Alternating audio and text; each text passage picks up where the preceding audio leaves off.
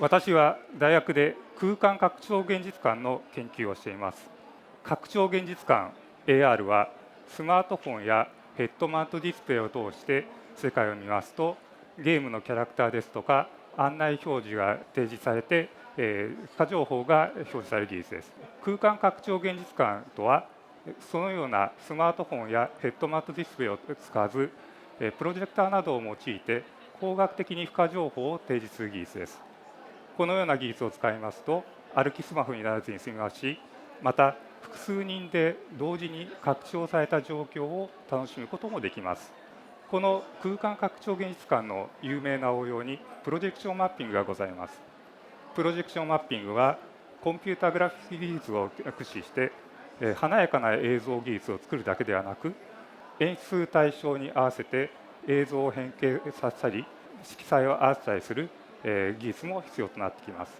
空間拡張現実感の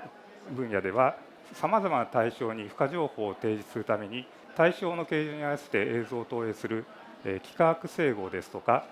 あるいは模様や凹凸のある面に正しい色彩で映像を提示するための光学保証、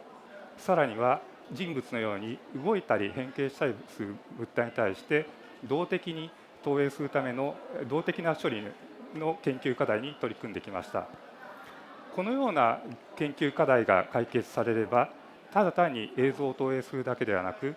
物体の色彩を変えることもできます。私はこの空間拡張現実感の分野で、動的に物体の色彩を変える見かけの操作という技術を実現しました。この技術では、あらかじめシステムにいくつかの画像処理が組み込まれていまして、その処理を切り替えることによって物体の色彩を鮮やかにしたり、あるいは色彩を変化させたりすることができます。さらに私はこの技術を応用して白内障や二色性色覚のための視覚補助の研究を行っています。また印刷物に色彩で付加情報をあらかじめ埋め込んでいくことによって表情が変化する顔写真のような光学イリュージョンを実現しています。さらに物体の光沢感ですとか透明感を操る質感操作の技術も実現しています。また研究の応用として工芸品などの通常の照明では見られない色彩を強調して演出する技術についても研究しております。